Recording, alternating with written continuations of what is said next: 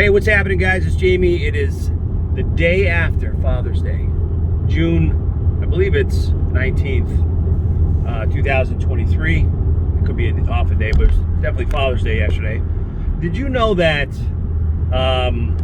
Father's Day is actually the 20th? I'm hearing, this is not confirmed. I heard that there was a YouTube video talking about how Father's Day is number 20 on celebrated holidays. Like, you know, when you go to holidays, number one being Christmas, and then number two is Mother's Day, and then all the way down to Father's Day, we're number 20 on that list. So, kind of a bummer, you know. I thought we'd be up there a little higher over some of those other days, but I thought that was interesting data. But if you're a dad, hey man, I know what you do. I know everything that you're going through with your spouse, with your kids, managing the household, if that's the case, covering bills, doing extra things that other people don't appreciate and don't recognize. They don't see it. They don't see all those little things, those extra things you do, taking out the garbage, cleaning up the dog mess, right? Doing those extra trips, buying those groceries, putting a little money aside, you know, for the kids, helping people out. It's a lot of stuff that you do that goes unpraised. So here's to you, man. All right, so what I wanted to talk about today was if you have a bad business partner, what do you do? What do you do about that? Now, this is tough, and I'm only talking from personal experience, and there's some different applications here. I mean, there's no stock market today, so I'm always looking for deals. Now, I have a guy I deal with. He's a partner, I guess, right? So we're not partners on paper yet, but we're moving towards that. But we do some business together, and a lot of the business partners that I've had over the year are to help me scale and help them scale, you know, guy or girl or group. And it's usually like, here's what I bring to the table, whether it's some money, some experience, some insights, some perspectives, some energy, some contacts that will help move a project of any kind, of any sort along. I'm no multi-millionaire investor. I'm just a regular dad of four that has some side hustles that, that's built a career that, as he's getting older, is trying to kind of move some of that energy over this last, I'm hoping, 5 to 10 years of my career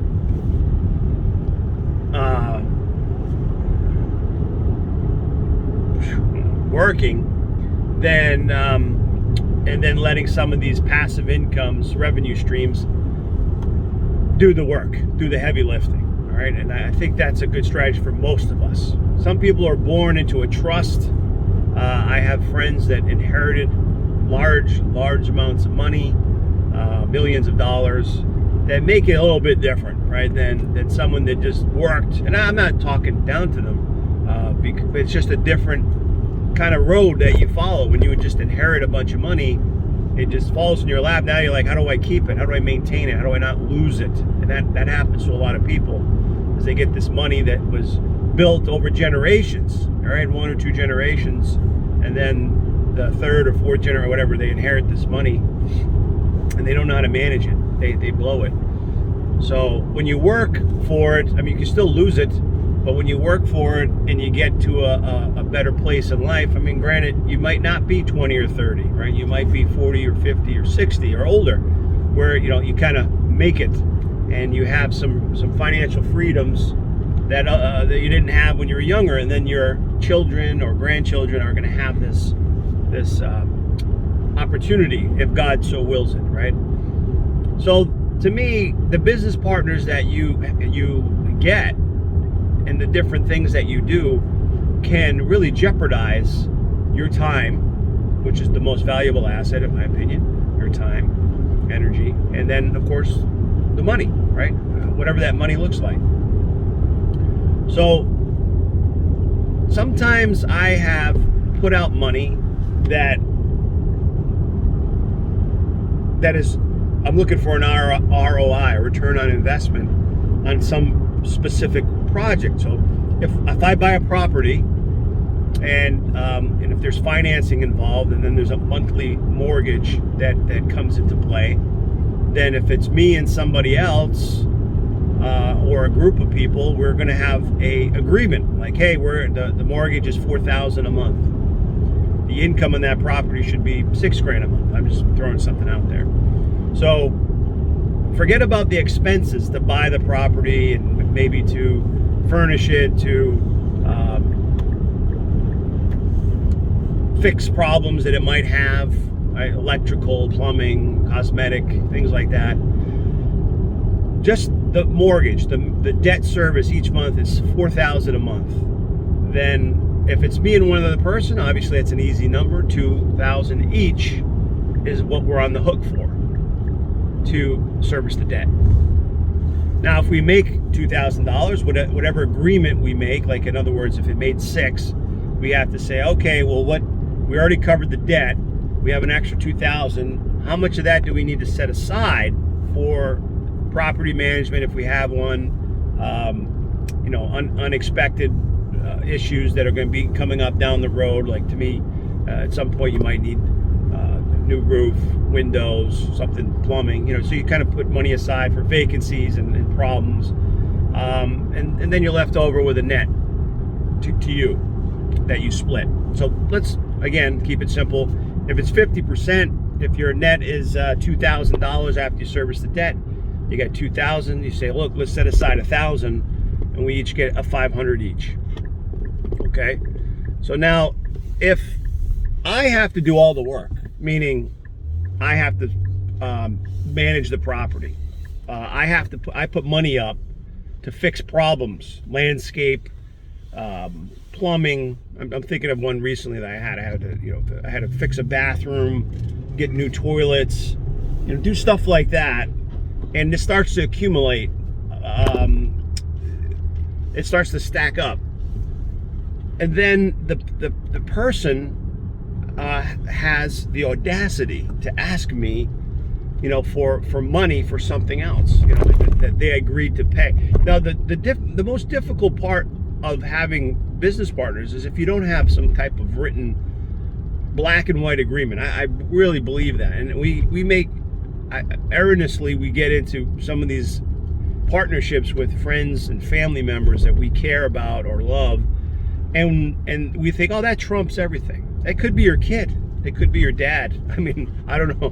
But when things go south, the memory, they have amnesia about the things that you're doing. And or maybe it's you have amnesia about what the other person is doing. Back to the Father's Day reference. So you to have it spelled out or drawn up, whether it's by a lawyer or something that you just have, and say, look, here's what we agreed upon, right? It's right here. Is this your signature? Is this what you agreed upon? These are the terms that we agreed upon. I'd give you this much, this percentage. We would pay this and that. You can't argue with something that's signed and agreed upon on a certain date. I mean, you can modify it, you can change it, but if you don't do that, you're going to be really frustrated.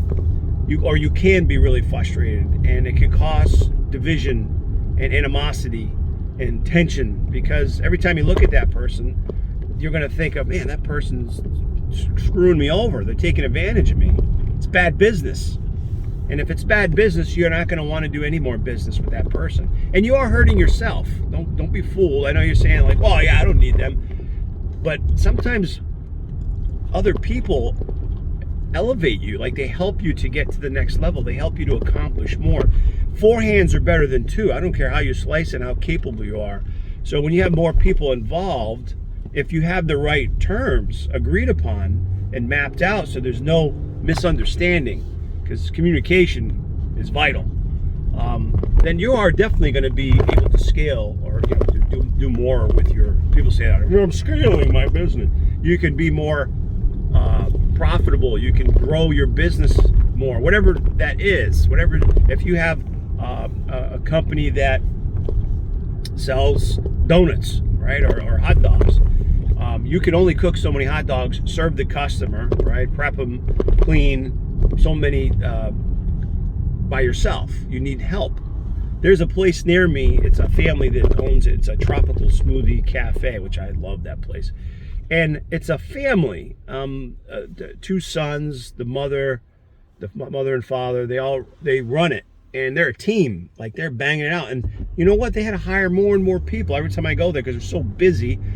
As passionate as they are about building their business, they needed help, so they had to bring outsiders in. And they have at any times I see 4 or 5 people, like, making the smoothies, doing the ingredients, cleaning up, getting the sandwiches ready, getting the Uber Eats guys ready when I go in there. And I could see, I mean, like, they're like a machine. So sometimes you have to understand that people aren't perfect, you and I included. We're going to make mistakes. We're going to see things differently, our perspective. But to avoid problems, you got to be able to map out what your expectations are for said project, whatever that is. So back to the one I'm saying, I had to make a decision where I just ate. It was, in this case, it was $1,200. My partner on this housing project said, "Hey, I need $1,200.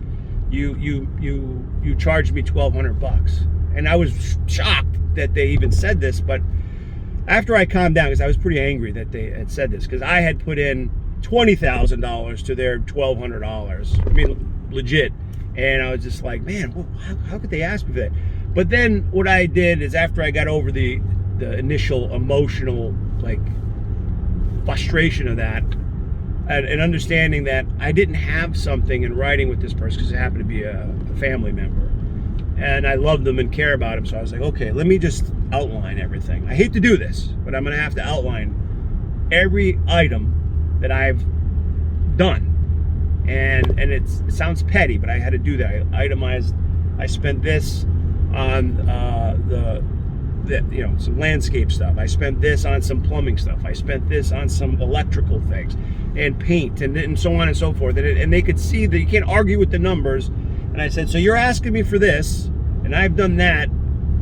I don't know how you think this is fair, but if this is what you want, then as far as these type of transactions, we're no longer going to do that, because I don't. It's bad business.